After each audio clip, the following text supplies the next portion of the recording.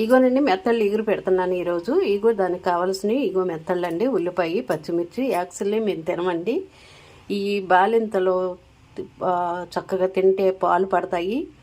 ఇవి కూడా చాలా మంచిది. బాలింతలు, పచ్చి బాలింతలు తింటే పాలు పడతాయి. పాత పాలు, డబ్బా పాలు అయ్యి ఇవి బోళ్ళు ఇచ్చేస్తారు కదండి. దాని మూలంగా ఇవి చంటి పిల్ల తల్లులు ఉంటారు కదా, అవి ఇవి తింటే చాలా మంచిది.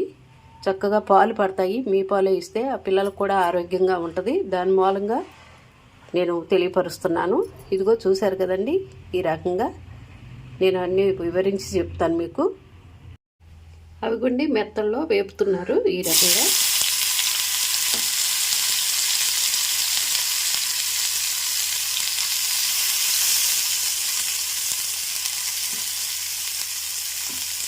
కొంచెం వేపాలంటండి ఇవి.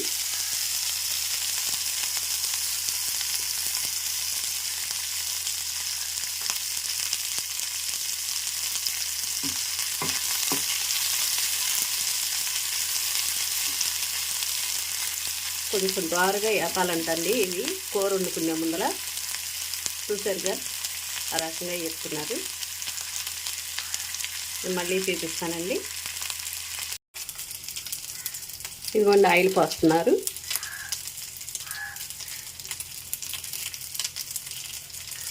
సరిపోద్దండి అది.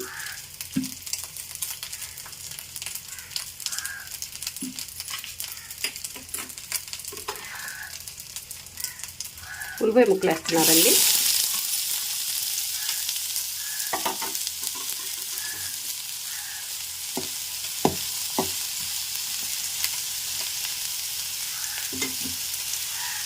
వేగాక నేను చేపిస్తానండి. అదిగోండి ఉల్లిపాయ ముక్కలు అరంగా వేపారు. ఇదిగోండి ఇప్పుడు మెత్తలు వేస్తున్నారు. మెత్తలు వేసారండి. ఇప్పుడు పసుపు వేస్తున్నారు.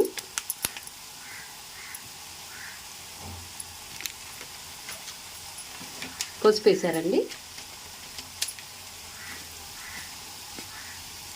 కారం వేస్తున్నారు.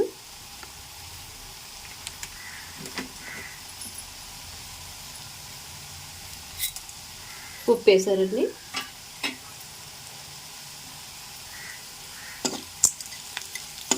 ఇప్పుడు కలుపుతున్నారు.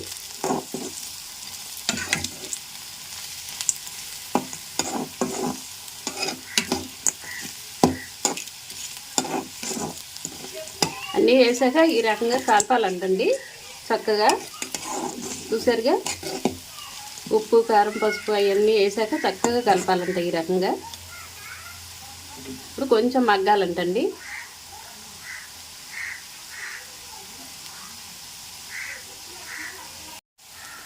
ఇప్పుడు నీళ్లు పోసేస్తారంటండి.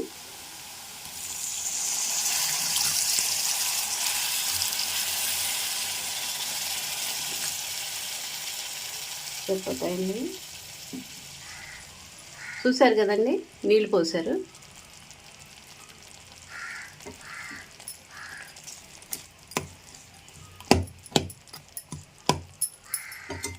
ఇప్పుడు చక్కగా దగ్గరికి ఉడకాలంటుంది. ఇదిగోండి మెత్తల కూర రెడీ అయిపోయింది. చూసారా, ఆ రకంగా చక్కగా వండుకోవాలండి. నీళ్ళు మీకు చూపించాం కదా కొలత. అదిగోండి ఆ రకంగా చక్కగా వండారు. చూసారుగా మెత్తల కూర. ఆ రకంగా వండుకోండి మీరు కూడా. మెత్తల్లో ఇగురు కలుపు గట్ట ఏమీ వేయలేదు. టమాటాలు వేసుకోవచ్చంట, దోసకాయలు వేసుకోవచ్చంట. చాలా బాగుంటుందంటండి. చూసారు కదా, సూపర్గా కనపడుతుంది కూర. లైక్ చేయండి, షేర్ చేయండి, సబ్స్క్రైబ్ చేయండి.